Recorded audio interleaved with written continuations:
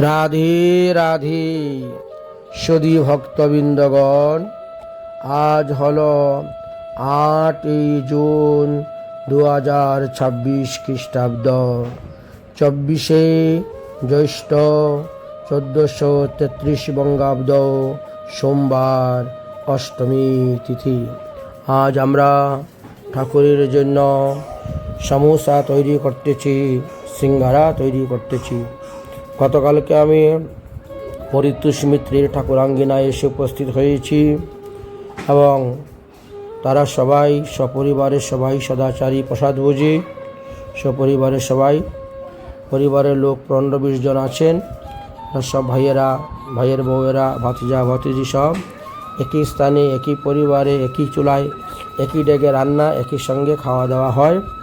এরকম পরিবার বর্তমান জগতে পাওয়া বড় বিরল। সবাই একসঙ্গে ব্যবসা বাণিজ্য, একসঙ্গে খাওয়া দাওয়া রাখা হয়, সবাই প্রসাদ বুঝি। যাই হোক, তো বাইরের থেকে তো আর সিঙ্গারা কিনে এনে খাওয়া সম্ভব নয় বা ভগবানের ভোগ দেওয়া সম্ভব নয়। এই জন্য আমার অনেক সময় সিঙ্গারা বানিয়েছি, অনেক জায়গায় ভিডিও ছেড়েছি, দেখেছেন। তো তারা বললো যে আমাদের ঠাকুরের জন্য সিঙ্গারা ভোগ হোক, সিঙ্গারা ভোগ বানানো হোক। তাই আজ সকালবেলা বসলাম সিঙ্গারা বানাতে। সিঙ্গারাকে আবার সমোসা বলা হয়। যাই হোক, সমোসা হোক আর সিঙ্গারাই হোক, সেই সিঙ্গারা বানানো হয়েছে। বানিয়ে আমরা ভগবানের ভোগ দিয়েছি। তো অনেকগুলি সিঙ্গারা বানিয়েছি আজকে সকালবেলা। 50-60টা সিঙ্গারা বানানো হয়েছে, আরও কিছু রয়ে গেছে।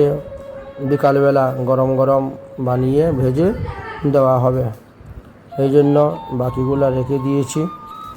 আর এইগুলা আমরা 50-60টার মতো সিঙ্গারা তৈরি করেছি। তৈরি করে ভগবানের ভোগ দেওয়া হয়েছে, সবাই প্রসাদ পেয়েছেন। বিকালবেলা আবার এখানেই উৎসব আছে, অর্থাৎ পাঠ কীর্তন হবে। এই জন্য দুপুরবেলা আজকে আর অন্য কোনো ঝামেলা রাখা হলো না, বৈষ্ণব সেবা আদি রাখা হলো না।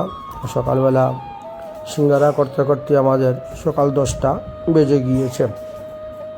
যাই হোক, আমরা আজকে সন্ধ্যার পরে এখানে পাঠ কীর্তন হবে, আমরা পাঠ কীর্তন করতে বসবো।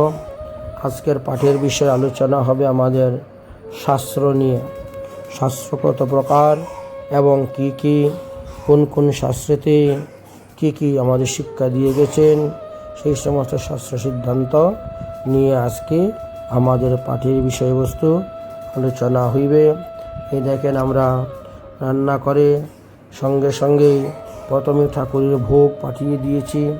ওদের মন্দির হলো দোতলাতে, আর নিচের তলায় সবাই থাকেন ভক্তবৃন্দগণ। তাই মন্দির উপরে দোতলায় সিঙ্গারা ভোগ দেওয়ার জন্য পাঠিয়ে দেওয়া হয়েছে। আবার এখানেও আমি আমার ঠাকুরের ভোগ দিয়েছি। এই দুটি থালাতে দেখবেন আমরা ভোগ রাগ করেছি, ভোগ দিয়েছি ভগবানকে। তারপরে সেই ভোগ প্রসাদ ভক্তদেরকে বিতরণ করা হয়েছে।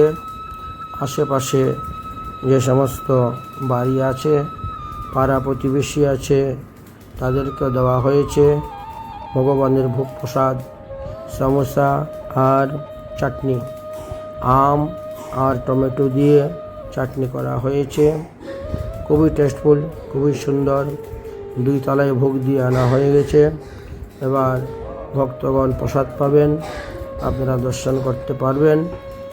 আরও কিছু সমস্যা বানানো হচ্ছে এবং একটা আইডিয়া করা হচ্ছে যে সকালবেলার বাল্যভোগে কতগুলা আমাদের সিঙ্গারা লাগবে, আর বাকিটা বিকালবেলা গরম গরম বানানো হবে। এই জন্য গণনা করে দেখা গেল যে হ্যাঁ, আমাদের 60টা সিঙ্গারা প্রায় হয়ে গিয়েছে। অতএব সকালের বাল্যভোগটা হয়ে যাবে। তারপরে বিকালবেলা আবার গরম গরম আমরা বানাবো, তৈরি করব। এই জন্য যে কয়টি ভাজা হয়ে গেছে সেই কটা আমরা তুলে রেখে দিচ্ছি। এবার দেখেন, সিঙ্গারা তৈরি করা হচ্ছে। তারপরে ভক্তদেরকে এদিকে বিতরণ করা হচ্ছে, এদিকে গরম গরম দেওয়া হচ্ছে। একদিকে ভক্তদেরকে বিতরণ করা হচ্ছে, আরেকদিকে গরম গরম সিঙ্গারা ভাজা হচ্ছে। সিঙ্গারা ভাজা শেষ, এবার আমি বসে গেলাম সিঙ্গারা নিয়ে প্রসাদ পাওয়ার জন্য। 12টা সিঙ্গারা নিয়ে বসেছি প্রসাদ পেতে। প্রথমে 6টা নিলাম, তারপরে আস্তে আস্তে একটা একটা করে এদিক থেকে ওদিকে ট্রান্সফার হয়ে যাবে, আমার ট্যাঙ্কি লোড হয়ে যাবে ধীরে ধীরে। এই জন্য একসঙ্গে 12টা সিঙ্গারা নিয়ে বসেছি। সমোসাটা আমার খুবই প্রিয়, ছোটোবেলা থেকেই। সমোসা পেলে পরে আর সারাদিন আর কোনো কিছু খেতে হয় না, অন্ন ভোজন আদি কিছুই করতে হয় না। একবার সমোসা দিয়ে ট্যাঙ্কি ভরে নিলে আর চিন্তা নাই, সারাদিন শুধু খালি জল খেয়েই যাব। যাই হোক, তো আজকে আমরা সিঙ্গারা ভোগ লাগিয়ে ভগবানকে ভোগ দিলাম। বৈষ্ণব ভক্ত সাধুদেরকেও বিতরণ করা হলো। সন্ধ্যা অন্তে পাঠ কীর্তন হবে, আবার রাত্রিবেলা বৈষ্ণব সেবা হবে। রাধে রাধে।